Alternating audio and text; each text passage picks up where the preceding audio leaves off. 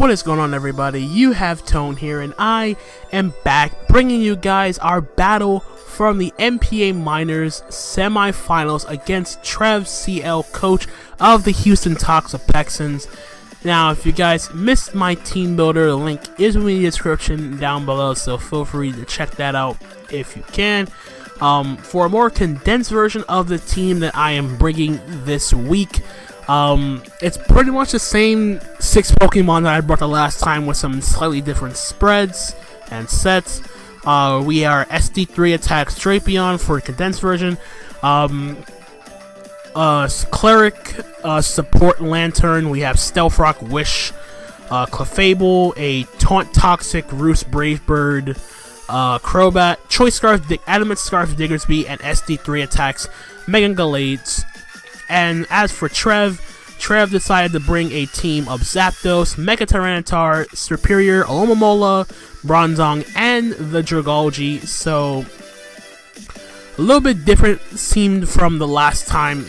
He did, for the most part, he brought Alomomola and Dragalge over Mimikyu and Arcanine from the last time. So he brought Dragalge, I know, because I brought T-Spike the last time. I know he didn't want to get affected by T-Spikes again this time, so Dragalge was a smart bring.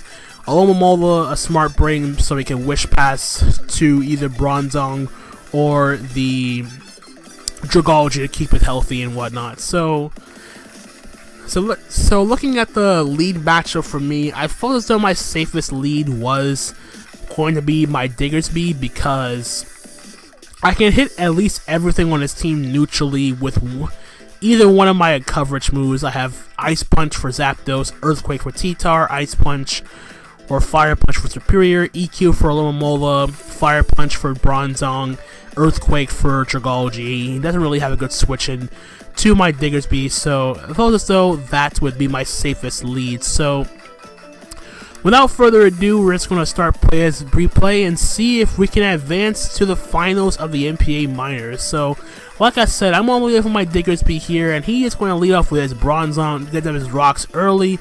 I'm just going to click U-turn here, not going to over-predict here. I'm going to go hard into my Drapion as he decides to get up his rocks. Now I'm going to click Swords Dance here as he goes out into a Dragalge here. Expecting me to go for like a T-Spikes, but I go for my SD. Not going to predict again. I'm just going to click Earthquake again. I'm going to click Earthquake, excuse me. Don't want to take a Thunderbolt, so I'm going to go hard into my Lantern, as that's what it's designed to do. And it's going to reveal Thunderbolt, and I'm going to get back my health I lost from my Stealth Rocks. He doesn't have a ground type, so it's a free Volt Switch for me. I'm going to Volt Switch out of the Dragalge and go into my Mega Gallade. I'm going to Mega Evolve here. Again, I am sorry for the sprites not showing up. So I'm going to Mega Evolve here in Swords Dance, predicting him to switch out, as he does go into his Zapdos here, and I'm going to fire off a Zen Headbutt, because why not? You connect, do a good chunk. He's Rocky Helmet again. He goes for Thunderbolt, does a good chunk, but I can just recover that back with the next, with my Drain Punch. I go over Zen Headbutt again, not trying to over-predict. Down goes the Zapdos early in the game. So, incoming Superior here. I know a Leaf Storm or something like that's going to come. So, I'm going to go hard to my Crobat here, as he does go for the Leaf Storm. Doesn't really do much here. So, I'm going to fire off a Brave Bird, because I get chip damage off on something. He decides to stay in and sack off a Superior. I think he was trying to predict me to double out of my Crobat, but I'm going to stay in, take out the Superior. In comes the Tyranitar. Last time he stuck Dragon Dance in my face. This time I'm not going to let him. I'm just going to go for the taunt first to prevent him from trying to Dragon Dance up and force him to attack me. And he does try to Dragon Dance up this turn. Now I'm going to fire off a Toxic here, because having this thing on timer is very, very crucial for me. I don't mind my Crobat going down because Superior is gone. He didn't bring most of the physical threats, so I don't really care about that. I get a free switch into my Mega Gallade now that my Crobat does drop. Knowing that the Drain Punch is going to come here, I'm going to fire off a Drain Punch here. It's a no drawback play. Sorry. I get a crit, unfortunate. But he reveals he's Rocky Helmet as Alomomola too, so it's it's going to get a little bit more hectic for my team. So I'm going to keep firing off Drain Punches here, trying to recover as much health as I possibly can. And here he's going to actually reveal Waterfall on his Alomomola instead of over Scald, which is totally fine by me. So now what I'm going to do, I'm going to Drain Punch again, almost take out the Alomomola here, as he decides to go for a Wish this turn. So at the same sort of size, it's pretty much a 50-50 in this particular turn between him. He went for Wish the previous turn. I feel like the Protect is too obvious, so I had two options here. I either SD on the Alomomola, or I Drain Punch and hope he doesn't Protect. But if I go for Drain Punch and he clicks Protect, he's at full HP. Well, not really full HP, he's at about half, and I don't get anything out of that turn. If I Swords Dance, I risk him attacking me, and he knows I need my Gallade for the T-Tar.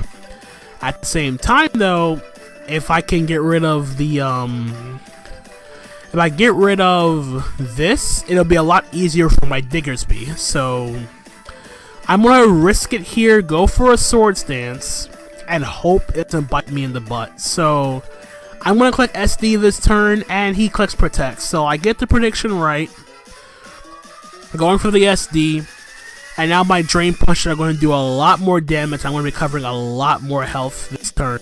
So I'm going to fire off a Drain Punch and a no drawback play. In come the Dragalge, go for the Drain Punch, and I do just about half to this Dragalge. And now I'm going to click Zen Headbutt here, because again, I don't really feel like over predicting this in this late juncture of the battles here. So I go for Zen Headbutt here. Of course, Tyranitar comes out, but he has no Drain Punch switch-ins regardless. And now he goes back into the Dragalge, expecting himself to live, but he does not live the next Drain Punch. I'm back over half HP. So now he goes back out into his Alomomola. Yeah, he does.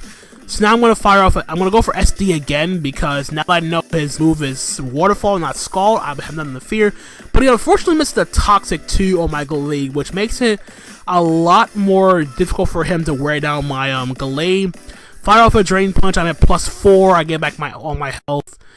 And from here, it's essentially good game, because his last two Pokemon are Mega T-Tar, which drops to a Drain Punch from +4, and his Bronzong is definitely dropping to a Drain Punch from +4 for my Mega Gallade, and that is going to be the game. So it's unfortunate the way the game ended, especially with the Toxic mix.